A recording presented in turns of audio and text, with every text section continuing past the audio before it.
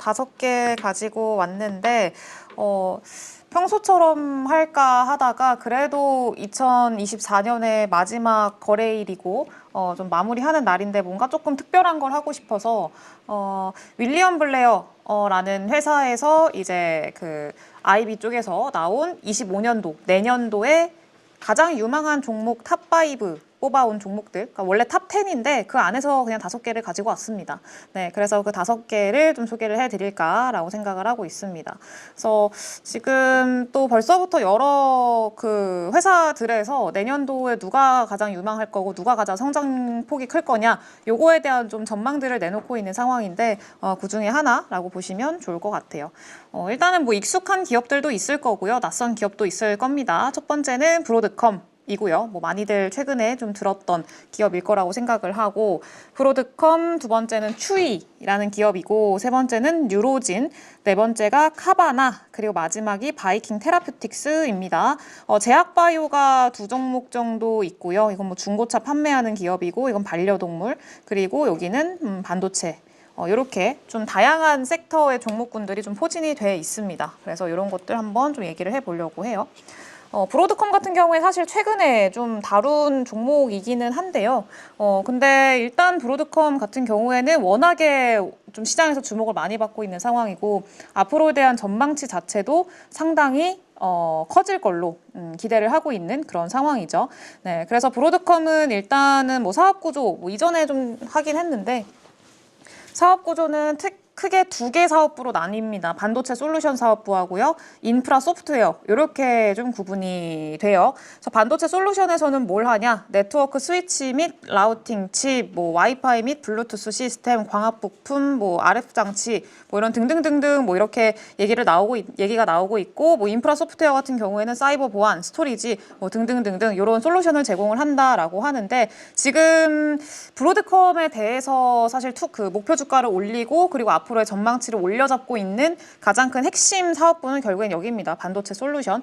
브로드컴은 결국에는 그 설계 쪽에서 지금 맞춤형 설계를 하고 있는 그런 기업 중에 하나고 그 사업 분야가 앞으로의 전망이 창창하다라고 지금 평가를 받고 있는 거라고 보시면 좋을 것 같습니다.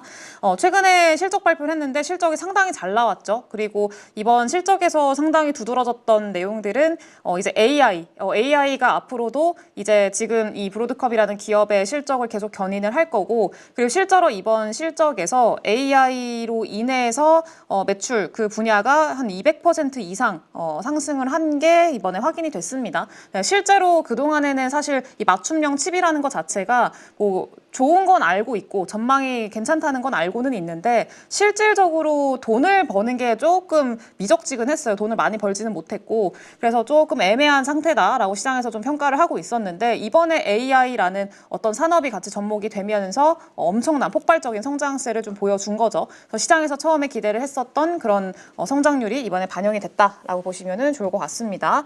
그래서 이번 맞춤형 칩 같은 경우에는 주요 고객사가 마이크로소프트, 구글 뭐 여러 가지 기업들이 있는데 이번에 좀 신규 추가로 고객사를 확보를 한 게 뭐 바이트댄스라던가 오픈 AI, 애플 이런 신규 고객사를 좀 확보를 하면서 추가적으로 신규 매출을 좀 기대를 할 수가 있다라는 것들이었어요. 그리고 이번에 그 실적 발표를 하고 앞으로의 가이던스도 상당히 좀 예상치를 상회하는 그런 가이던스를 내놨잖아요. 네, 근데 뭐 현재 매출 그리고 앞으로의 가이던스에는 신규로 편입될 그런 그 대형 고객사를 포함시키지 않았다라는 점에서 봤을 때 이런 신규 고객사들을 포함을 시켰을 때는 앞으로 얼마만큼의 성장이 나오는 거야? 라는 좀 기대감을 가져볼 수 있는 그런 상황인 거죠. 네, 그래서 지금은 사실 기존의 HBM이 아니라 그 뭐죠? 알리바바가 아니죠. 엔비디아. 네, 엔비디아의 칩 자체가 워낙에 비싸니까 기존 고객사들 측면에서는 입장에서는 엔비디아 칩 너무 비싸고 이렇게까지의 성능은 필요 없는데 나는 내가 필요한 것만 좀 있고 그리고 요거까진 필요 없어. 이렇게 우리한테 맞는 칩, 성능을 가진 칩을 만들고 싶어 라는 수요들이 좀 생기면서 그거를 대신하고 있는 게 브로드컴이라고 보시면 좋을 것 같고요. 그리고 이 브로드컴이 만들고 있는 맞춤형 칩에는 설계하고 있는 맞춤형 칩에는 당연히 이 뭐 삼성전자나 SK 하이닉스나 이런 메모리 반도체 기업들이 만드는 HBM들이 다 들어가게 됩니다. 네, 그래서 브로드컴이든 그리고 엔비디아든 둘 중에 어떤 산업이 커지든 간에 HBM을 만드는 기업들은 당연히 수혜를 받을 수밖에 없다라는 그런 구조적인 기대감들도 여전히 지속이 되고 있는 상황이라고 보시면 될 것 같아요. 네, 그래서 이제 AI 관련 칩에 대한 수요 증가로 데이터 센터와 클라우드 인프라에서 매출이 급증했다라고 얘기를 하고 있고, 인공지능 외 반도체 산업은 브로드컴의 24년 전체 매출에서 35%가량을 차지할 전망이다. 근데 그 외기 때문에 이 인공지능 같은 경우에는 성장 속도가 굉장히 빠르다고 말씀을 드렸죠. 이번 분기에만 200% 이상 성장을 했기 때문에 앞으로 기대하는 바가 훨씬 더 크다. 이렇게 좀 해석을 하시면 좋을 것 같습니다. 네, 그래서 실적도 쭉 보시면 될 것 같고, 워낙에 성장 속도가 빨라서 그렇고요. 그리고 또 비교를 하고 싶을 수 있잖아요. 그래서 브로드컴, AMD 그리고 인텔의 AI 관련 매출을 좀 비교를 한 거를 가지고 왔습니다. 파란 색깔 선이 그 브로드컴인데, 보시다시피 다른 뭐 AMD나 뭐 인텔에 비교해서 기울기 자체가 굉장히 가파르게 올라오고 있는 거 확인이 되실 거예요. 일단은 AMD는 이미 제쳤고, 그리고 이제 한번 터치를 했다가 인텔까지 좀 제치기 바로 직전이라고 좀 보시면 될 것 같아요. 네, 그래서 매출이 굉장히 빠르게 늘어나고 있다라는 것들도 체크를 해보시면 좋을 것 같고, 최근에 워낙에 리포트들이 많이 나왔어요. 단기간 안에 목표 주가 상향이라던가 그리고 투자 의견도 좀 상향 조정되는 그런 모습들 많이 보여줬었고, 결국에 원인은 여기 보이시다시피 매출의 성장세, 이익단에서의 성장 속도가 굉장히 가파르다는 거, 이런 것들이 원인이라고 보시면 될 것 같습니다. 네, 그리고 두 번째 종목은 추이라는 종목인데, 이름에서부터 아시다시피 그 이전에도 한번 했던 종목인 것 같아요. 반려동물 관련한 반려동물 용품 파는 그런 회사입니다. 반려동물 제품이나 서비스를 제공하는 이커머스 전문 회사고요. 그러니까 이커머스 전문 회사이기 때문에 온라인 매출을 주로 내고 있는 그런 기업 중에 하나입니다. 네, 근데 시티 쪽에서 활성 고객 수가 2024년에 걸쳐서 감소세를 그동안 보여왔었는데, 이제 변곡점을 지나면서 증가세가 가속되는 단계다라고 이야기를 했습니다. 감소세를 보인 이유는요, 원래 그래프를 보면 이래요. 2020년도 코로나 때 사람들이 다 집에만 갇혀 있잖아요. 그러니까 반려동물을 들이는 그런 수 자체가 반려동물을 들이는 수 자체가 빠르게 늘어났었대요. 네, 그러면서 추이 이런 이커머스 반려동물 용품을 파는 그런 기업들 같은 경우에는 빠르게 매출이 늘어났었는데, 이제 코로나가 풀렸잖아요. 코로나가 이제 좀 해소가 됐고 풀리면서 반려동물을 키우는 그리고 새롭게 들이는 그런 수 자체가 급격하게 좀 증가세가 줄어들었다 이거죠. 네, 그러면서 감소세, 그 활성 고객자 수가 굉장히 좀 감소하는 그런 흐름들이 최근까지 보여왔었는데, 이제 다시 어느 정도 감소세를 딛고 좀 돌아서기 시작을 했다라고 보시면 될 것 같습니다. 전체적인 시장 규모 자체는 반려동물 시장 자체가 계속 커지고 있는 시장이기도 해요. 네, 그래서 이게 후퇴하기가 어려운 시장이고, 커지면 커졌지, 그리고 속도의 차이인 거지 계속 커지고 있는 시장이어서 그거에 따른 수혜를 볼 수 있을 만한 기업이라고 보시면 될 것 같습니다. 네, 근데 요즘에 또 얘기가 나오고 있는 거는 로어링 키티라고 해가지고 그 밈 주식 관련해서 되게 유명한 인물이거든요. 근데 그 사람이 예전에 작년인가요? 그때 추이를 900만 주를 매수했다라는 그런 보도가 나오면서 올해였던 것 같아요. 올해였나? 작년이었나? 아무튼 그 시기에 이 그 밈 주식을 주로 하는, 그리고 그 좀 색깔이 뚜렷한 그런 사람이 900만 주 매수했다라는 보도가 나오면서 조금 주가가 변동성이 있는 그런 모습을 보였었습니다. 근데 그거는 뭐 밈 주식화, 그러니까 기존의 기업의 가치와 상관없이 밈 주식화가 돼서 좀 테마주 같은 성격인 거죠. 그러니까 테마주 성격처럼 움직이는 거 아니냐에 대한 어떤 시장의 우려들이 좀 있었다라고 보시면 좋을 것 같은데, 근데 그런 것들은 좀 희석이 되고 있는 상황인 것 같고, 그런 우려들은 거의 좀 제한적인 그런 상황인 것 같아요. 네, 그래서 그렇게 보시면은 좋을 것 같고요. 그리고 최근에 자동 배송 서비스 오토쉽이라고 해가지고 요것도 좀 출시를 했습니다. 그래서 안정적으로 매출 확보하고 있고, 윌리엄 블레어 쪽에서 이번에 얘기를 하고 있는 거는 업계 회복 그리고 온라인 판매 전환으로 주가에 긍정적인 영향을 내년까지 줄 것 같다라고 이번에 평가를 하면서 탑 10 안에 이 추이를 좀 뽑아놨습니다. 네, 그래서 그런 이유가 있었다라고 보시면 될 것 같고요. 추이도 굉장히 성장 속도가 빠르기는 해요. 네, 성장 속도 빠르고 EPS도 증가율이 뭐 지금 40% 이렇게 좀 증가를 할 걸로 기대를 하고 있고, 매출 규모나 그리고 매출 판매 외형 확장 속도가 굉장히 빠르다라는 것도 좀 상당히 긍정적인 내용일 것 같습니다. 그래서 이 투자 IB들 쪽에서 이제 목표 주가로 삼고 있는, 애널리스트들이 목표 주가로 삼고 있는 타겟하고 있는 비용보다 가격대보다 아직까지 좀 낮은 위치에 있는 상황이어서 상방으로의 여력은 조금 더 열려 있다, 이렇게 좀 볼 수 있을 것 같습니다. 그래서 추이는 반려동물 시장의 성장과 함께한다라고 보시면 좋을 것 같고요.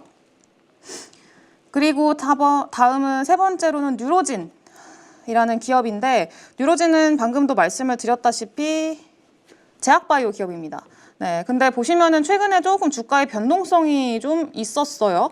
네, 그래서 상당히 변동성이 있는 그런 기업인데, 지금 5개 중에서 가장 시총이 제일 작은 기업이기도 해요. 네, 생명공학 기업이고요. 그리고 희귀 신경계 질환을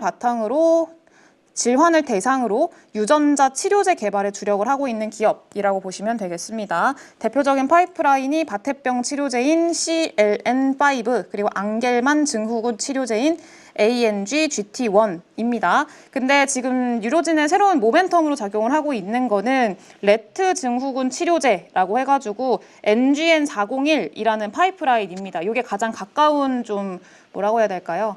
가까운 모멘텀이라고 좀 보시면 좋을 것 같고, 이 레트 증후군 치료제, 이 파이프라인 401, 요게 임상 데이터가 이제 내년 4분기에 올해 4분기에 발표를 할 예정이라고 했는데, 올해가 아닌 거 내년인데? 내년입니다, 이거. 네, 이거 제가 잘못 쓴 것 같아요. 2025년 4분기일 겁니다. 그래서 내년 4분기, 내년 하반기라고 보시면 좋을 것 같고, 내년 하반기에 일단 이런 모멘텀이 좀 있어가지고 관련한 모멘텀들이 좀 이어질 것 같다라는 게 이번에 윌리엄 쪽에서 예상을 한 그런 원인이라고 보시면 좋을 것 같고요. 그리고 최근에는 11월 달에 이제 좀 운영 자금을 확보를 했습니다. 2억 달러 규모의 사모 투자 유치를 하면서 27년 하반기까지 운영 자금을 확보했다라는 거는 긍정적인 내용이라고 보고 있는데, 어쨌든 11월 달에는 요 관련한 좀 대규모의 자금 조달이 있었다 보니까 좀 주가상으로는 타격이 있었다라고 보시는 게 맞을 것 같고요. 다만 이런 타격을 딛고 어쨌든 운영 자금을 좀 확보를 한 상황이기 때문에 앞으로 추가적인 자금 조달에 대한 우려감은 일단은 좀 내려놓는 그런 상황일 수 있다라는 것들. 그래서 오히려 조금 파이프라인의 어떤 성장성에 더 집중할 수 있을 만한 환경이 마련이 됐다라는 거는 긍정적인 것 같아요. 네, 그리고 더 중요한 거는 FDA의 희소질환 치료제 개발을 위한 임상시험 지원 파일럿 프로젝트 참여 기업으로 선정이 됐다라는 건데, 요거를 조금 주목을 하고 있는 그런 상황인 것 같아요. 윌리엄 블레어 쪽에서는. 네, 그래서 FDI가 어쨌든 인정을 좀 해준 그런 기업이라고 볼 수가 있고, 이 임상시험 지원 파일럿 프로그램에 어쨌든 좀 선정이 되게 되면은 이 FDA 승인 과정도 조금 단축시킬 수가 있고요. 그리고 시장에서는 인정받은 기업이라고 평가를 받을 수도 있고, 추가적으로 이 FDA가 조금 그래도 선정한 기업이니까 임상도 좀 쉽게 이렇게 좀 통과시켜주지 않을까에 대한 기대감도 좀 있는 그런 상황이라고 보시면 될 것 같아요. 네, 그래서 이 모멘텀 자체도 좀 있다. 그래서 상대적으로 좀 저평가돼 있는 기업이다라는 평가들을 받고 있는 그런 기업이 뉴로진이다라고 보시면 될 것 같아요. 네, 근데 어디까지나 사실 좀 모멘텀적인 측면에서 움직이는 그런 기업이기 때문에 사실 투자로 접근하기에는 조금 리스크는 크지 않나, 그렇게 좀 생각을 하고 있어요. 네, 그래서 차라리 뉴로진이나 이런 기업들에 투자를 하는 것보다는 다른 조금 더 규모가 있고 모멘텀이 조금 더 확실한 그런 기업들로 눈을 돌려보는 것도 괜찮지 않을까라고 좀 생각을 합니다. 워낙에 미국 안에서 이런 파이프라인의 가치로 투자를 하는 게 쉽지가 않고요. 그리고 이 레트 증후군 치료제, 이게 지금 가장 주목을 받고 있는 상황인데, 이게 시장 규모가 그렇게 크지가 않아요. 글로벌 시장 규모, 이게 희귀 질환이거든요. 네, 그래서 이 여아한테 발생하는 희귀 질환이었나? 아마 그랬던 것 같은데, 이게 전체 시장 규모가 글로벌적으로 봤을 때 작년 기준으로 해서 한 100억이 안 됩니다. 네, 100억 이하예요. 그러니까 좀 시장 규모가 많이 작은 거죠. 네, 그래서 아무래도 희귀 질환 치료제다 보니까 애초에 시장 규모가 크지 않고, 그래서 그런 것들은 조금 파이프라인 개발이 됐을 때도 시장 규모, 시장 가치 3분기를 비교를 해봤을 때 크게 좋게 평가를 받기가 쉽지는 않다. 물론 기술력은 인정을 받겠지만 그래서 적응증이 확장이 되는 거 이런 것들은 기대를 해볼 만하지만 상대적으로 그런 것들은 좀 제한이 된다라는 거를 생각을 했을 때는 좀 부담이 있죠. 네, 그래서 이런 것들은 좀 체크를 해보시면 좋을 것 같고 이 100억이라는 규모가 얼마나 작은 거냐면 폐암 규모를 생각을 해볼까요? 비소세포 폐암도 돌연변이 폐암이잖아요. 비소세포 폐암 규모는 몇십조 원이 됩니다. 네, 전체 시장 규모가. 그래서 일단 규모 자체가 좀 많이 다르니까 요거는 그런 것들 좀 체크를 해보시면 좋을 것 같고요. 네, 마우스가 잠깐 멈췄었네요. 네, 뭐 실적은 볼 거 없습니다. 네, 파이프라인으로 하는 회사이기 때문에 실적은 딱히 볼 거 없고요. 그리고 카바나라는 회사, 다음은 카바나라는 회사인데 카바나는 아마 알고 계시는 분들도 굉장히 많으실 거예요. 최근에 주가 흐름 보면은 굉장히 차근차근 우상향하는 것도 보이실 거고요. 카바나는 온라인 중고차 판매하는 업체입니다. 온라인으로 중고차를 사고 팔 수 있는 그런 업체라고 보시면 좋을 것 같고 이 자동 판매기 밴딩 머신이라고 하는데 이게 상당히 좀 사람들 뇌리에는 많이 박혀 있는 이걸로 유명한 그런 기업이라고 보시면 좋을 것 같아요. 이게 사진이 보이실지는 모르겠는데 이렇게 생긴 거거든요. 되게 특이하죠. 그러니까 이렇게 좀 돌아가는 내부에서 돌아가는 그래서 약간 좀 자동 판매기라고 해가지고 이거 그 자판기, 자동차 자판기라는 그런 별명들을 좀 갖고 있는 그런 회사라고 보시면 좋을 것 같아요. 자동차 이렇게 전시해놓고 통유리로 이렇게 전시해놓는 그런 회사라고 보시면 될 것 같습니다. 네, 그래서 이런 형태로 좀 유명한 그런 기업이라고 보시면 좋을 것 같고요. 웹사이트나 모바일 앱을 통해서 중고차 검색하고 구매하고 금융이나 보험 이런 것들을 다 제공을 해주고 차량 배송까지 한 번에 다 이제 처리를 해주는 기업입니다. 이게 아무래도 온라인으로 운영을 하고 있는 온라인 구매 사이트다 보니까 현지에서 이제 들어가는 비용이 딱히 없는 거죠. 그래서 비용적인 측면에서도 상당히 긍정적인 그런 기업이고요.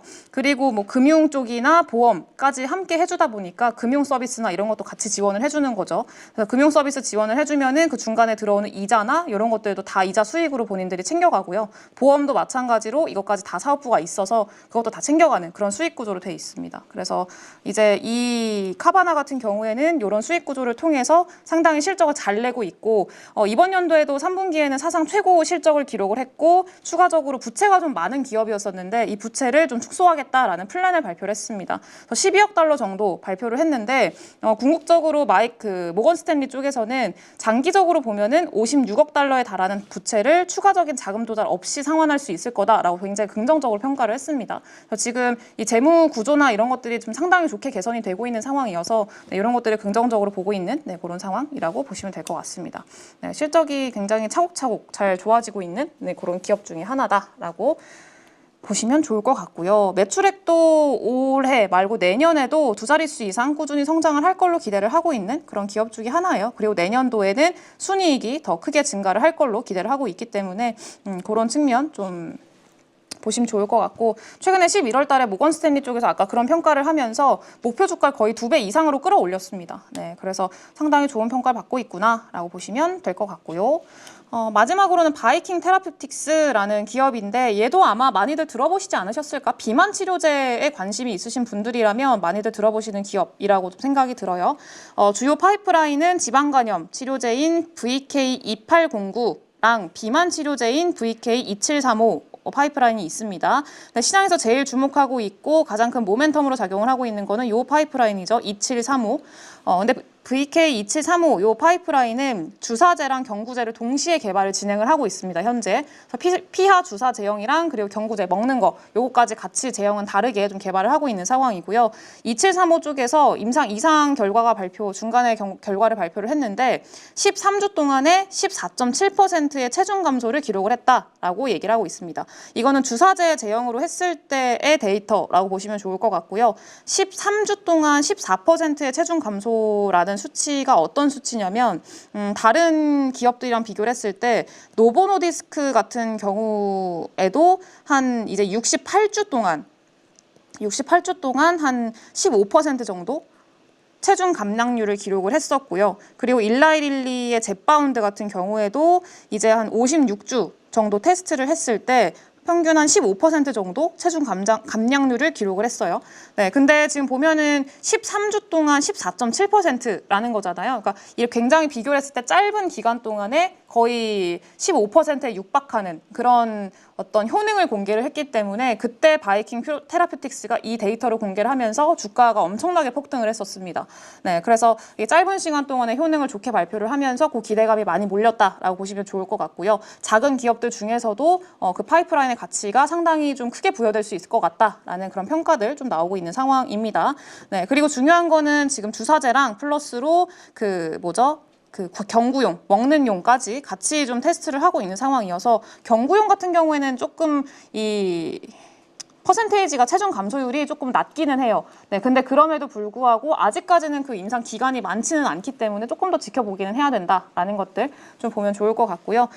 이제 월간 주사제로 임상 3상 진행을 할 걸로 보고 있습니다. 조금 패스트 트랙처럼 이제 효능이 너무 좋으니까 중간 단계 뛰어넘고 이제 바로 3상 진행하자 뭐 이렇게 좀 승인이 떨어져서 그때도 좀 상당히 주가 흐름이 좋았었다라고 보시면 좋을 것 같아요. 근데 최근에 좀 주가가 조금 부진하게 움직임이 나오고 있는데 이 이유 중에 하나 최근에 급락했었거든요, 한번. 근데 뭐 개별적인 이슈가 있어서 급락을 했다기보다는 경쟁사라고 볼 수 있는 머크가 한서제약, 그러니까 중국 기업하고 최대 20억 달러 규모의 중국 바이오텍 경구용 비만 치료제 개발 및 판매 계약을 체결했다라는 소식이 보도가 됐고요. 그러면서 이제 하나의 경쟁사가 또 다시 생긴 거잖아요. 머크라는 회사가 워낙에 좀 큰 기업이다 보니까 이렇게 되면은 이거 바이킹 테라퓨틱스 좀 위험한데라는 어떤 시장의 경쟁사 등장에 대한 우려감으로 인해서 좀 주가가 급락을 했었습니다. 네, 그래서 최근까지도 아직 그 급락분을 다 되돌리지는 못하고 있는 상황이어서 여전히 좀 부진한 흐름인데 비만 치료제에 대한 관심 자체가 계속 좀 형성이 되고 있는 상황이고 이 안에서 바이킹 테라퓨틱스가 이전처럼 이런 좀 데이터를 긍정적으로 발표를 한다라고 하면은 그럼 아마 앞으로도 충분히 기대를 해볼 수 있지 않을까라고 생각을 합니다. 비만 치료제에 대한 트렌드 자체는 계속 이어지고 있는 상황이니까 그 트렌드에 맞게 제형도 이제 좀 장기 지속형 그리고 경구용 이런 것들을 하고 있으니까 앞으로 계속 좀 지켜봐야 되는 기업이 아닌가라고 생각을 합니다. 네, 실적은 볼 거 없습니다. 돈 쓰기만 하는 기업이죠. 네, 그래서 그렇게 보시면 될 것 같고 오늘은 윌리엄 쪽에서 내년도의 유망 종목이라고 뽑은 종목들 5개 가지고 왔고요. 네, 이렇게 마무리하도록 하겠습니다. 오늘 여러분들 너무 고생 많으셨고요. 한 해 동안 고생 정말 많으셨고 내년에는 그래도 한 해보다 우리 이번 2024년도보다는 더 나은 한 해가 되고 더 힘찬 한 해가 될 수 있기를 바라면서 저는 이만 물러가 보도록 하겠습니다.